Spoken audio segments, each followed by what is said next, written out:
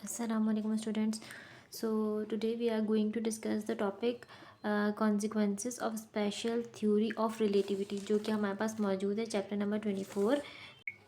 Okay, तो ये हमारे पास टॉपिक है चैप्टर नंबर 24 रिलेटिविटी का। इससे रिलेटेड जितने भी टॉपिक्स हैं उसकी वीडियोस आपको मेरे चैनल पे अवेलेबल है और आप लोगों की आसानी के लिए मैं उसका लिंक डिस्क्रिप्शन में दे दूँगी जो इस टॉपिक से रिलेट कर रहे होंगे। ठीक है, तो आज का टॉपिक हम स्टार्ट करते हैं जो कि हमारे पास है रिलेटिविटी ऑफ सिमल्टेनिटी। अच्छा, अब यहाँ पे हमारे पास ये प्रिंसिपल है जो कि कहता है हमारे पास there is no preferred inertial frame of reference, यानी कि अभी तक हमने जितने भी इनर्शियल फ्रेम ऑफ रेफरेंस की बात की है ये कह रहे हैं कि इसकी प्रेफरेंस टाइम टू टाइम या अकॉर्डिंग टू द रेफरेंसेस हमारे पास चेंज होती रहती है। अब यहाँ पे अगर मैं इसको डिफाइन करूँ तो यहाँ पे लिखा हुआ है उन्होंने two events that are simultaneous in one reference frame are in general not simultaneous in a second frame moving relative to the first. अब यहाँ पर अगर हम जो है वो इसकी बात करें फिगर की या फिर इस एग्जाम्पल की, ठीक है, तो यहाँ पे आपको ये डेफिनेशन इस फिगर से काफ़ी अच्छी तरीके से समझ आ जाएगी। आप इसमें यहाँ कहना क्या चाह रहे हैं, यहाँ पे आप अगर देखें तो हमारे पास दो ऑब्जर्वर हैं। एक तो ये जो हमारे पास एक मूविंग ट्रेन के अंदर स्टैंडिंग पोजीशन में, इसको मैं ये ऑब्जर्वर ए कह देती हूँ या बॉय ए कह देती हूँ, और एक जो हमारे पास यहाँ पर स्टैंडिंग आउटसाइड द प्लेटफॉर्म है। ठीक है, यानी कि ये जो है वो हमारे पास रेस्ट पर है, इसकी कोई हमारे पास स्पीड नहीं है, तो ये एट रेस्ट है। अच्छा, और ये वाला जो है वो हमारे पास बॉय ए जो है उसके पर्सपेक्टिव से ट्रेन जो है वो मूव करी है विथ कांस्टेंट वेलोसिटी। उसके बाद क्या होता है, स्ट्राइक होती है, यानी स्ट्राइक का मतलब जैसे बिजली चमकती है तो वो ओके। अब ट्रेन जो इस हमारे पास डायरेक्शन में मूव करी, जिस डायरेक्शन में हमारे पास ट्रेन मूव करी उसी डायरेक्शन में हमारे पास स्ट्राइक होती है लाइट की, यानी कि जैसे कि बिजली कड़कती है या बिजली चमकती है, हम दोनों पर्सपेक्टिव में ले सकते हैं। तो उसकी जो स्ट्राइकिंग है ना वो ट्रेन के ऊपर पड़ती है, इस पोजीशन पे भी इस पोजीशन में भी।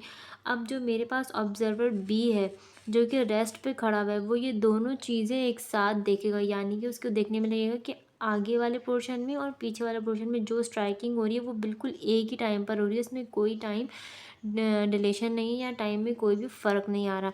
लेकिन अगर यही चीज़ मैं मतलब उस बॉय ए के हिसाब से देखूं जो कि हमारे पास ट्रेन के अंदर मौजूद है और ये ट्रेन मूव करिए, तो उसके पर्सपेक्टिव से क्या होगा हमारे पास कि उसको देखने में उसकी वो क्या ऑब्ज़र्व करेगा कि फ्रंट साइड वाली जो स्ट्राइक है वो पहले हो रही है एज़ कम्पेयर टू बैक वाली।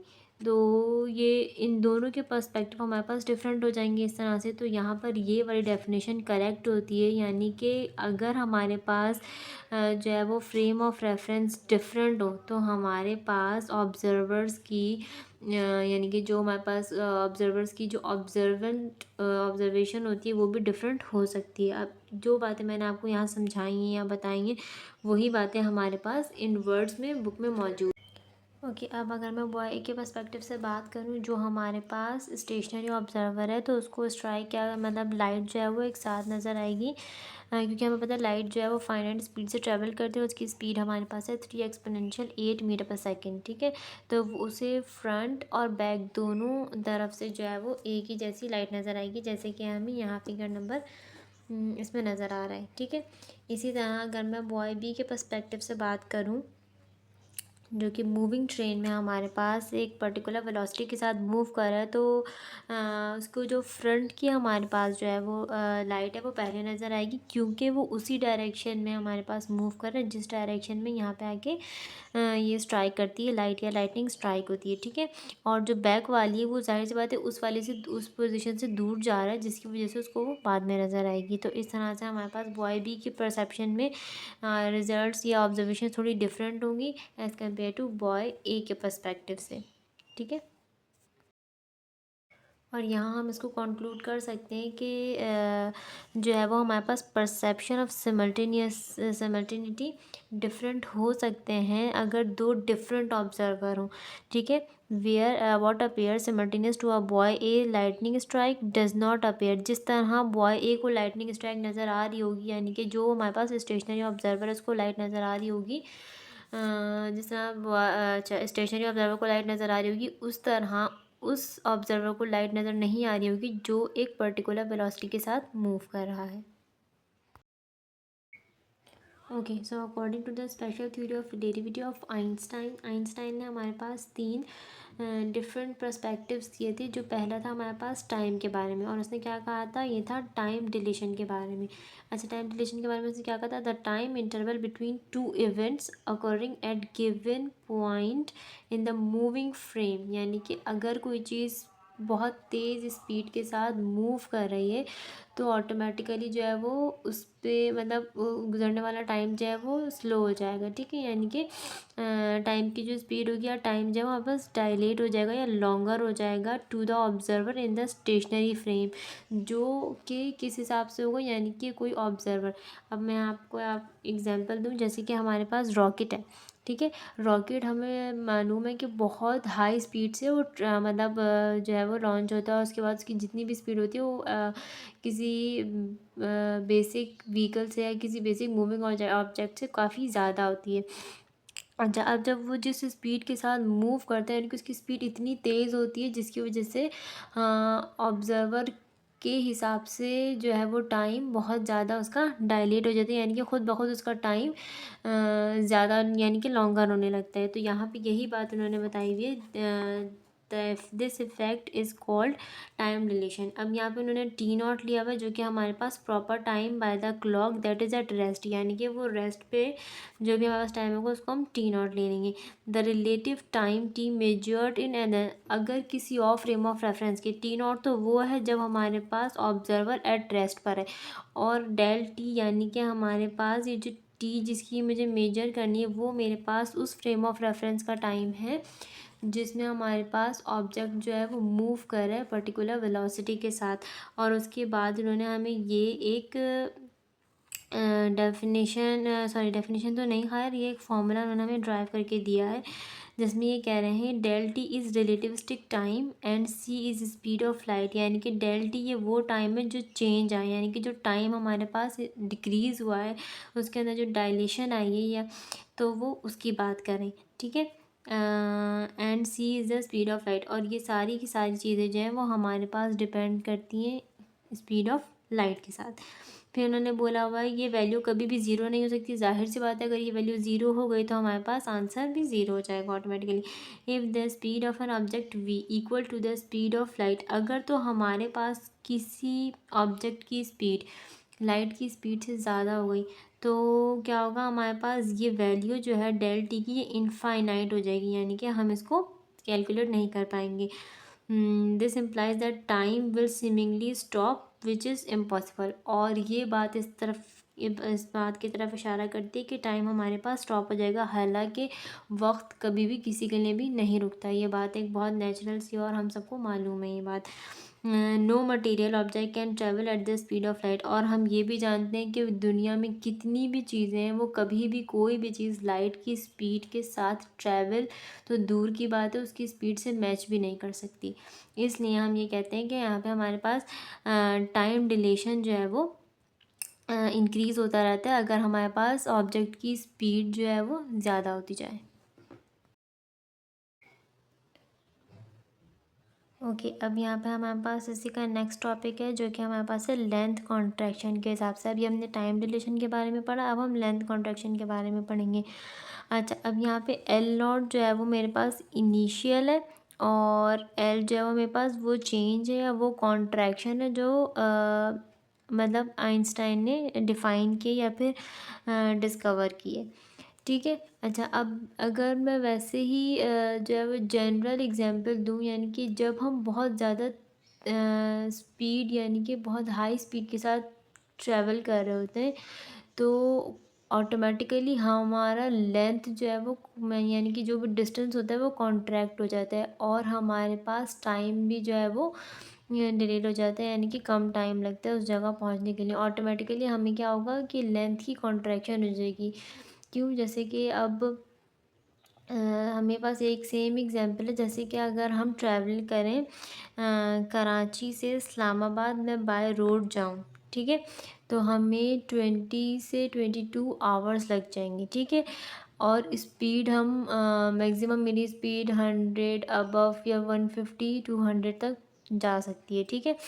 लेकिन अगर यही ट्रैवलिंग मैं बाय एयर करूँ यानी कि एरोप्लेन के थ्रू, तो ऑटोमेटिकली आपको पता है मेरी जो स्पीड होगी वो काफ़ी यानी कि डबल हो जाएगी, डबल भी ट्रिपल भी हो सकती है, 2 टाइम 3 टाइम 4 टाइम जितनी भी चाहे हम मतलब हो जाएगी।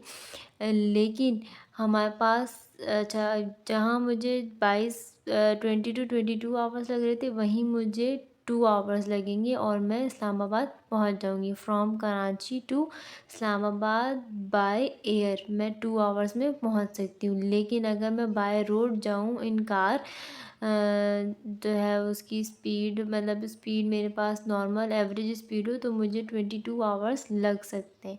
तो यहाँ पे आपने देखा जैसी हमारी स्पीड ज़्यादा हो गई तो हमारे पास लेंथ क्या हो गई, ऑटोमेटिकली कॉन्ट्रैक्ट हो गई, ठीक है। और इसी तरह मेरे पास टाइम की भी यही एग्जांपल है जहाँ पे हमारे पास टाइम डिलेट होना शुरू हो जाता है। यहाँ पे उन्होंने हमें उसके बाद इसका फॉर्मूला निकाल के दिया हुआ है। अब यहाँ डेरिवेशन नहीं दी हुई तो हमें करने की भी ज़रूरत नहीं है, सिर्फ डायरेक्टली फॉर्मूला पुट करके हम इसके न्यूमेरिकल्स वगैरह भी सॉल्व कर सकते हैं। अब यहाँ पे उन्होंने ये बात की हुई है एल नॉट प्रॉपर लेंथ है और एल जो रिलेटिव लेंथ है।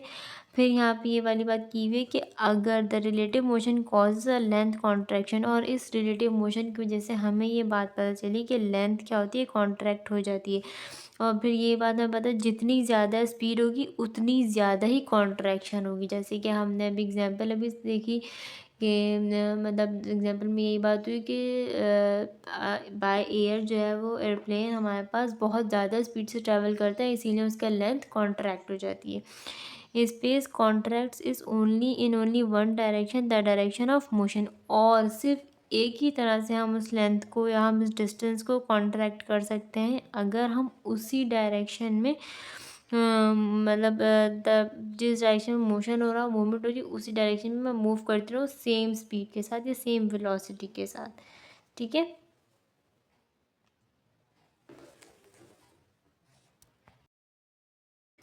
ओके अब यहाँ पे हमारे पास थर्ड पॉइंट दिया हुआ है जो कि है मास वेरिएशन पे। यानी कि यहाँ पे बात लिखी हुई है कि am not be the mass of object at rest. और अगर कोई ऑब्जेक्ट मेरे पास किसी मतलब स्पीड के साथ मूव करेगा तो ऑटोमेटिकली उसके मास में भी कुछ ना कुछ चेंजेस आएंगी। वैसे तो हमें मतलब मास जितना होता है उतना ही रहता है, कोई चेंजेस नहीं आती। लेकिन अगर मैं यहाँ पे एक एग्जांपल दूँ जैसे कि ज़्यादातर से जो है वो रिलेट कर सकते हैं बॉयज़ कि जैसे ही बाइक आप स्टार्ट करते हो, जब तक आप बाइक पे बैठो तो आपको अपना वेट या जो मास है वो फील होगा। लेकिन जैसे ही आप बाइक स्टार्ट करते हो उसके बाद मतलब मूव होना शुरू होती है, उसके अंदर स्पीड जैसे जैसे बढ़ती जाती है तो जो मतलब बंदा बाइक चला रहा है, जो भी मैं बस ड्राइव कर रहा है बाइक राइड कर रहा है वो या उसके साथ बैठा हुआ पीछे कोई भी इंसान हो उसका वेट उसको बिल्कुल भी फील नहीं होता। क्यों? क्योंकि यहाँ पे हम पर्टिकुलर वेलोसिटी के साथ मूव कर रहे होते हैं। इसकी यही वजह है कि मास में वेरिएशन स्पीड के इंक्रीज़ होने से आ जाती है। ओके अब यहाँ हमारे पास है mass energy relationship as known. यानी कि हम सब जानते हैं कि मास और एनर्जी इंटरचेंजेबल है, ये कभी भी चेंज नहीं हो सकते रिस्पेक्टिव टू द मोशन। अच्छा अब यहाँ पे हमारे पास एक बात देखी हुई जैसे कि हम सब जानते हैं कि आइंस्टाइन के हिसाब से E not equal to M C square है, ठीक है। लेकिन अगर कोई बॉडी मूव करिए या फिर रेस्ट में तो दोनों टर्म्स में उसके अंदर कोई मतलब जो एनर्जी होगी वो तो जाहिर सी बात है मतलब सस्टेन रहेगी ई। अब मुझे अगर टोटल एनर्जी निकालनी है तो उसके लिए मैंने क्या करना पड़ेगा ई नॉट यानी कि एट रेस्ट और प्लस के। अब यहाँ पे के क्या है, के it stands for kinetic energy. यानी कि जब कोई बॉडी मूव कर रही होगी तो ऑटोमेटिकली उसके अंदर काइनेटिक एनर्जी होगी, तभी वो मूव करिए ना। काइनेटिक एनर्जी हम सब जानते हैं किसके बराबर होती है, हाफ एम वी स्क्वायर के बराबर। लेकिन यहाँ पर अगर मुझे काइनेटिक एनर्जी के लिए फॉर्मूला निकालना है, क्योंकि देखें यहाँ पर जितनी भी बात हो रही है वो स्पीड ऑफ लाइट के हिसाब से हो रही है, इसलिए मैं वो वाला फॉर्मूला यहाँ अप्लाई नहीं कर सकती जहाँ पर मेरे पास स्पीड है। तो मैंने यहाँ क्या किया, तो मेरे पास ई बराबर हो गया गैमा एम सी स्क्वायर। अच्छा अब ये गैमा जो है मेरे पास क्या है, लॉरेंस फैक्टर है, जो हम पिछली इक्वेशन में पिछले टॉपिक में कर चुके हैं। फिर अगर यहाँ पर मुझे ई निकालना है तो इसी इक्वेशन को मैंने सेटल किया, यानी कि के बराबर हो गया ई माइनस ई नॉट के। ई नॉट के बराबर हो गया, ई की वैल्यू मुझे पता है क्या है, जो मैंने भी यहाँ से निकाली है, गैमा एम सी स्क्वायर माइनस, और ये ई नॉट की वैल्यू पता है एम सी स्क्वायर। अब इन दोनों में से मेरे पास एम सी स्क्वायर कॉमन आ गए और ये मेरे पास गैमा माइनस वन बचा। यानी कि अगर मुझे काइनेटिक एनर्जी फाइंड आउट करनी है तो काइनेटिक एनर्जी निकालने का मेरे पास ये फॉर्मूला है। इस तरह से आइंस्टाइन ने भी इस बात को डिनाई नहीं किया कि मास और एनर्जी हमारे पास इंटरचेंजेबल है।